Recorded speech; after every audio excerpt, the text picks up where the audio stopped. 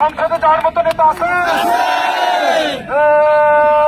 সেই নেতা আরো জোরে কি হলো মন্ত্রী হবে সংসদে পরে জোরে পরে বাবা কি হলো পরে বাবা এমপি হবে সংসদে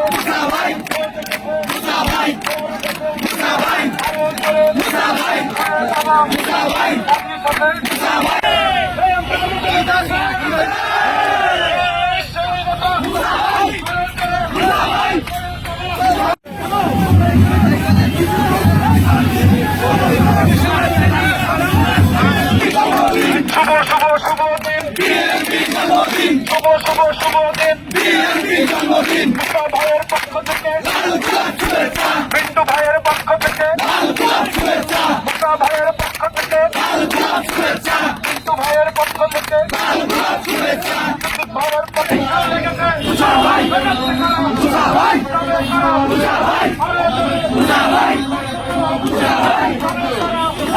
সংসদে এমপি হবে আরো জোরে।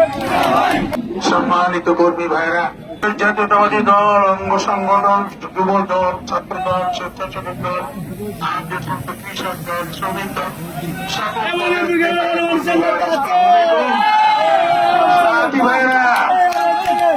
দল দীর্ঘ 16টি বছর আন্দোলনে ছিলেন আপনারা।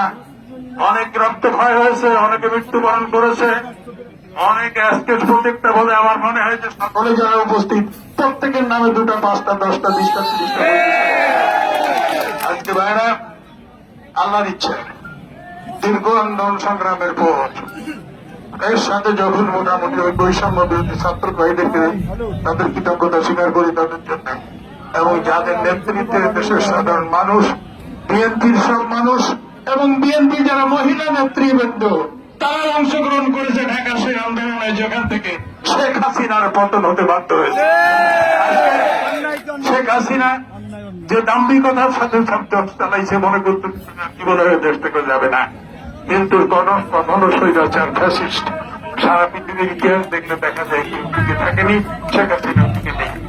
আজকে শেখ হাসিনা দিল্লিতে বসে এখনো পর্যন্ত বাংলাদেশে অনেক দুষ্টামি করার চেষ্টা করছে।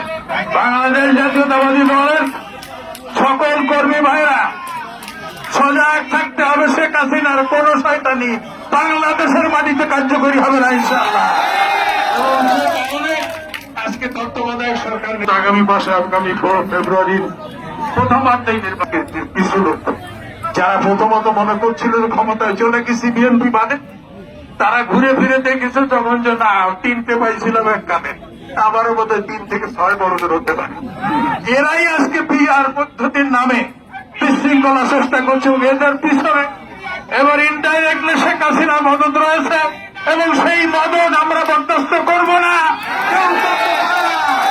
এবং না করে আগামী নির্বাচনে আমাদের জাতীয়তাবাদী দল নির্বাচনে অংশগ্রহণ করবে, এবং মনিরামপুরের ক্ষেত্রে আমরা আজকে দীর্ঘদিন বাংলাদেশ জাতীয়তাবাদী দল নির্বাচন করেছি, ক্ষমতায় গেছি, কিন্তু বিএনপির কেউ যায়নি, বিএনপির কেউ যায়নি। আজকে আমাদের মনিরামপুরের নমিনেশন বিএনপির অনুকূলেই হতে হবে। বিএনপির নমিনেশন হলে মনিরামপুরের মানুষ বিএনপিকে ক্ষমতায় পাঠাবে ইনশাআল্লাহ।